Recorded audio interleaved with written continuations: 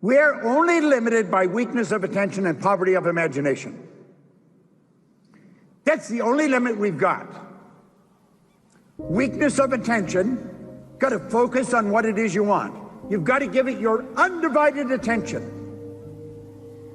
And poverty of imagination. Use your imagination to build enormous pictures. See great things happening in your life. Make a decision to become one with whatever you want.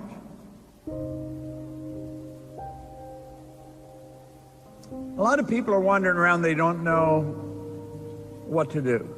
Their life isn't going where they want it to go, they're not doing what they want to do, and they're stuck. And they don't know how to change it. You see, we've got the ability to create the kind of life we want, but it doesn't happen by accident. Yet, if you don't gain an awareness of who you are and what makes you tick, odds are pretty good you'll never be free. Most people live in a little cage of their own making, and they don't even know it. You and I are God's highest form of creation. There's nothing on the planet that will equal us. Now, I often point out that we're the only creature on the planet that's totally disoriented in our environment. It's true. All the other little creatures are completely at home in their environment. They blend in. We don't. We've been given the mental faculties to create our own environment. It's just that most people don't do a very good job of it. School doesn't teach us how to do it. You go right through our educational system, come out and know virtually nothing about yourself. I want you to take your phone and look at it. And think of this. Let each of those lines on the screen represent a level of vibration. Everything the phone can do, you can do with your marvelous mind. We refer to these levels of vibration as frequencies. And there's an infinite number of frequencies. Now your cell phone has its own frequency. If I've got your number in my phone, I can hit send, bang, you get the message. Doesn't matter where you are. I could take a picture, hit send, and simultaneously with me hitting it, you'll have it. See, in truth, there isn't any time or space. That's an illusion. We're dealing here with energy, and we're dealing with frequencies. We're dealing with energy. Everybody's phone has its own frequency. Well, you know, so do people. You can transfer pictures from your mind to somebody else's mind on the other side of the world just the same as you can with your phone. Now, most people never really gain an understanding of that or how to do that. But everything you're thinking, you're sending off charges of energy. Thought is energy. Thought waves are cosmic waves that penetrate all time and space. Thought waves makes the laser look puny. It's the most potent form of energy is. Most people don't really know much about it. They don't think very much about it. Every great leader that has ever lived has been in complete and unanimous agreement that you and I become what we think about. They've disagreed on almost everything else but that one point. We truly do become what we think about. You know, most people think of what they don't want. They spend time thinking of what they don't want. I get so sick of living this way. I'm so tired of never being able to afford it. I'm so sick of not taking a nice vacation. I'm so sick, and that's all they're talking about. And they're attracting it. They've magnetized themselves to what they don't want. Well, if we will think of the phone, get it straight in your mind. Your mind works like the phone. Do you know that everything we want is already here? You're going to find nothing's created or destroyed. Everything's already here, but we've got to get on the frequency that it's on. We've got to get on in tune with it. And when we do, it comes flying at us. Now, what The Secret didn't do, it didn't teach you much about the law of attraction. Talked a lot about it, but didn't teach much about it. Law of attraction is a secondary law. It's not a primary law at all. The law of vibration is the primary law. That law decrees everything vibrates, nothing rests. This whole building and everything in it, you and me and everything in it, is moving. It's energy and it moves. It's in a very high speed of vibration. This body we're living in moves. As we activate brain cells, everything in us starts to change. and we can activate those brain cells at will. And listen, most people don't listen. They talk and they hear, but they don't listen. You hear with your ears, you listen with your emotions. Now, everything you want is also on its own frequency. I don't know what you want. If I were to sit with you one-on-one, that's what I would be digging for. I would be asking questions, and I would be wanting to figure out, what do you want? And you know, most people don't know what they want. Look at your present results right now. I want you to really think about your results. If you're thinking about your income, look at your income. You're talking about relationships, look at your relationships. If you're talking about your health, really take a good look at it. You're attracting what you're in harmony with. Now, if somebody had told me that when I first started, I wouldn't have liked it, because I didn't like what was coming into my life. I didn't like it at all. But we've got to understand, nobody's given it to us. If it's coming, we've earned it. If we don't like it, we can change it. It's so basic and so simple. Energy attracts like energy. This thing we're living in is a molecular structure. It's a massive energy and high speed of vibration. Yet whatever we're thinking controls the vibration we're in. Because as we think, we activate brain cells, and that's what causes us to vibrate. Now, what you're thinking dictates how you feel. Feeling is the language of the subconscious. When you say, I feel, what you're really talking about is the vibration you're in. You say, I feel terrible. You're in a terrible vibration. Change your thinking. But you know, a person in a terrible vibration doesn't want to hear that. It's almost like they want to enjoy their misery. You know people like that. Now you see somebody else and they say, God, I just feel phenomenal. That they are choosing good pictures. Make a decision to become one with whatever you want. Do you know what the problem with most people? They don't know what they want. They really don't know what they want. And it's rather sad, because you can have anything you want. There is absolutely no limits, none. I mean, anything you want? Yeah, anything.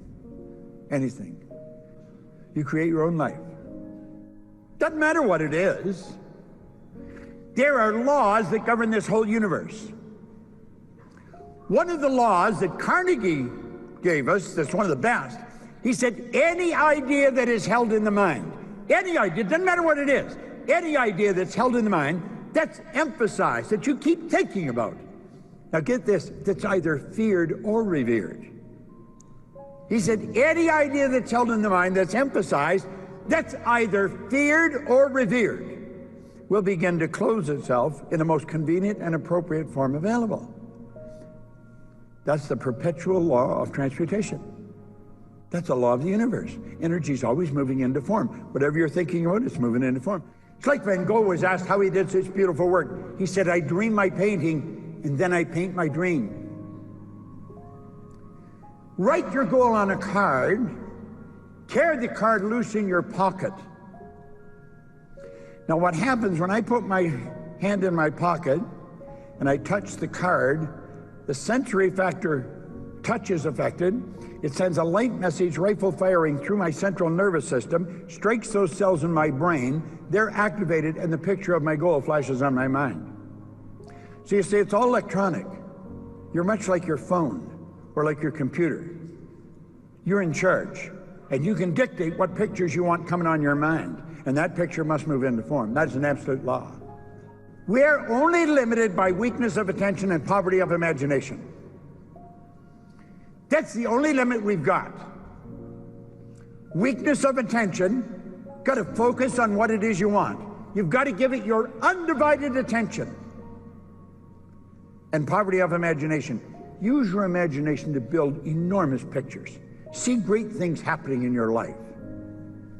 What pictures are you holding on the screen of your mind? The only limit is weakness of attention and poverty of imagination. Now, attention is drawn through your higher faculty, the will. The will gives you the ability to focus on one idea to the exclusion of all outside distractions, okay? Now, there's two things that you have to know if you really want to live your dream. You have to know where you are, you have to know where you're going, and you got to move in that direction. Now, why are there so many people stuck? Think. If we think about this, it's so simple. Why are so many people stuck? Our problem is in paradigms. A paradigm is what's in control of our life to a very large degree. And it's the paradigm that keep people stuck. A paradigm is a mental program that has almost exclusive control over our habitual behavior.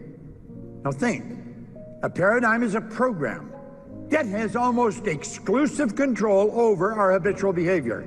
And get this, almost all of our behavior is habitual. Paradigms control your perception. Perception is a mental faculty. Animals do not have perception. Humans do. Perception is one of the higher faculties that we've got. Your paradigm controls your use of time. Do you know that every one of us get exactly the same amount of time? We get all there is. No one gets any more than anyone else. Your paradigm controls everything. It also controls your creativity. You'll see some people are not creative and others are. That's not true. Everybody's creative. You're creating God's image. Our problem is we got that reversed and we created God in our image. You are a creative being.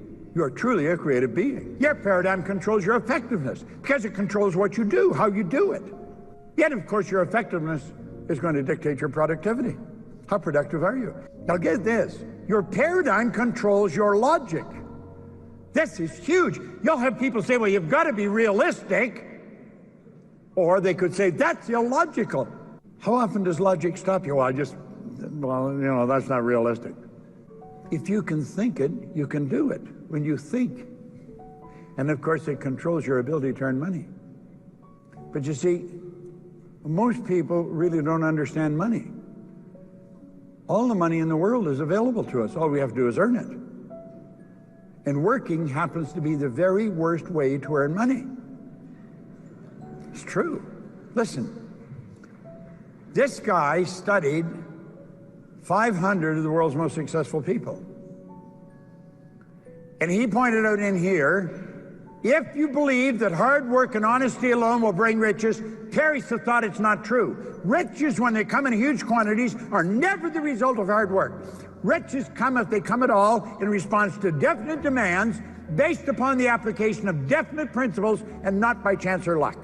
That's all by law. There is no end to what you can earn. None. Now, paradigms keeps you boxed in all of those areas. It's just like there's a box around us. And every time we go to change, we hit the wall. And it doesn't happen. When you make up your mind, you're going to change the paradigm, the wall comes down. But I'm going to tell you something. That doesn't mean you're going to change right away. You make a decision, I'm changing this, that wall will come down. Then you'll be in a position to start moving, and the wall is down. You're not bouncing off it anymore. And when you say, I'm going to change, just think of this. The change can be huge, absolutely huge, and the change is permanent. You will never go back. You see, awareness is something you cannot lose. Your spiritual DNA is perfect. You know what that means? It means there's perfection within every one of us. There's perfection within every one of us. Yet doesn't require any modification or any improvement. Absolutely none. There is perfection within you. And that perfection seeks expression within through you. That's what causes you to want. My grandmother pretty well raised me. And I'm going to tell you something, Grandma was wrong on this score, because she said you should be satisfied with what you've got. Grandma was wrong. Never. You should never be satisfied with what you've got. You should be happy with it. Dissatisfaction is a creative state. Dissatisfaction is going to get you to reach higher, go further, run faster. Dissatisfaction is a creative state. It's the spiritual essence within us seeking expression through us. See, there's perfection within us, and it wants to express itself with and through us. That's why you want. Everything you own when you die belongs to somebody else. You never own anything. You're merely a custodian. You should have it, and you should enjoy it, but you never own it. But what you are is yours forever. That's why we want to develop a greater awareness. We want to become aware of this perfection within us. Spirit's all-knowing. You know what that means? All the knowledge there ever was or ever will be is omnipresent. All the knowledge there ever was. All the power. You'll wonder, where does she get all the energy? Where does he go? Nobody gets energy. Everybody releases energy. Desire, it's a triggering message. Lets it go. All the power there ever was or ever will be. Quit saying, oh, I'm tired, I don't know where you get all the energy. You've already got it. Release it. Desire. Desire is the triggering mechanism. And it doesn't matter where you are because it's omnipresent. We're connected to everything. Everything's connected to us. There is only one power. And that's the real you. Are you truly who you pretend to be? Come on. Wake up, get out and make it happen.